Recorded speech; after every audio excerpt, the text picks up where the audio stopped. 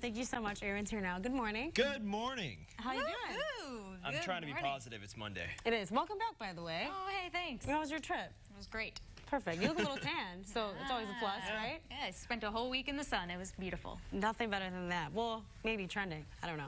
We're talking about probably not. But The Incredibles 2 is in this, so I mean that's pretty incredible. Pretty good one. That's pretty incredible. We're talking about Incredibles 2, a small home, and some tips. So first up, though, The Incredibles 2 flexed its muscles at the box office this weekend. The Disney Pixar film now holds the record for the biggest animated film opening ever in the U.S., that is. The sequel to the popular 2004 computer-animated film made an estimated $180 million on its premiere weekend, beating the previous record holder, Finding Dory, by $45 million. Ocean's 8 took the second-place spot in the weekend, and I think following that was Tag, that movie with John Hamm, and basically it's about four older men that chase each other their whole lives. Yes. So that was in third place this weekend. So not surprised here at all, since it was 14 years. It's probably had quite the following, and this was, 14 years later. That's the longest I've ever seen him to take a movie to come out. And I think they actually said that it has been a long time coming, obviously. Right. They've been working on it. People were waiting for it, so it shows that it, no surprise there. And they beat their own record. They Pixar did. If Finding Dory had the previous record, they just won up themselves. So they really did. Good for them. Yeah. Also a sequel. Yeah. Yes. Also a that's sequel. surprising Both as of them well. are. I wonder if all the original characters are in this still. I haven't seen it yet. So Where is my super suit? Oh. One guy Public actually is in danger. dressed up as, what's the character? Frozone. That's right. Yep. Dressed up as Frozone. A lot of people did. Went to the theater and it went viral. So I love that. Yeah, Like I a saw Rocky bunch Horror of them. type thing. Yeah, Awesome. Samuel L. Jackson, which is actually funny because he's in Avengers as a different character. So like superhero, I guess he's just into that. Yeah, maybe. Maybe. Yeah. But I still have to see it, so I'm really excited about it. E3. All right. So we'll see. All right. Well, going from a large record to something much, much, much smaller. That's This is too small to even be called a house. You're looking at a 2-bedroom, 1-bathroom bungalow in Palo Alto. It's not even 900 square feet. It's not its historical charm, though, that's gaining it attention. It's the price tag, because this thing is going to run you $2.6 million. No. That means it's about $2,800 per square foot. The cottage features a remodeled detached garage that can be used as a spare bedroom or office, but you have to go outside to get to the laundry room in the basement. The realtor says she hasn't received any offers in the 2 weeks it's been listed. Are you surprised? That's a laundry room. There's outside.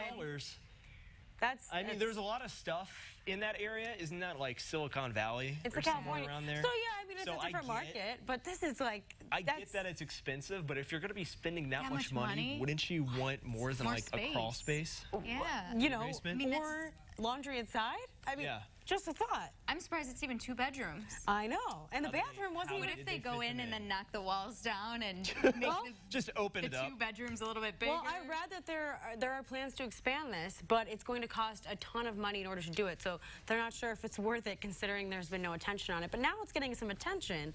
It's just, I don't know if anyone's going to buy it for that. That's a lot of money, though. That's a lot of money. 2,800. What's around it? Is my question I'm gonna have the to neighborhood.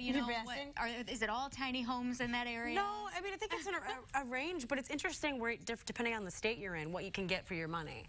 Maybe. I mean, as good of a deal as $2 million sounds, I'm gonna have to pass. You think this one up. that's a good pocket change? Yeah, sure, totally. Sure, pocket change. I don't know. That's crazy. That is crazy. A new survey is showing that millennials are the worst at tipping. Speaking of money. Creditcards.com found that Americans between the ages of 18 and 37 are much less likely to tip.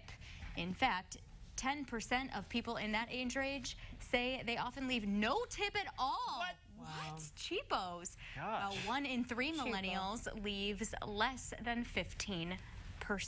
Ouch. I feel like the age range of millennials is getting bigger and bigger. I know. I I've don't know never if I'm heard of a 37-year-old because there's no hard lines that define. If you're if you're born before this year, you are a millennial or you're a Gen Xer. There's like we're millennials. We're not Gen Xers. Gen Xers are like my little cousins, I believe, from what I've read. Yeah, but anyway, I do not consider myself a millennial. You don't? No. You are one. You are. You are. Definitely are. Do You're not. You're not a Gen accept Xer. this or not? I You're not a don't Gen X. accept it. Yeah, I am not one. that's- Well, just because not you up are for one you doesn't to mean you have to decide. not tip, because this is, okay, to not terrible. tip So- someone though, like, It's terrible. what? Well, didn't like Joe's Crab Shack try that thing where they were going to stop accepting tips? I don't remember. I don't remember Restaurant that. did. So I think maybe the culture could be changing.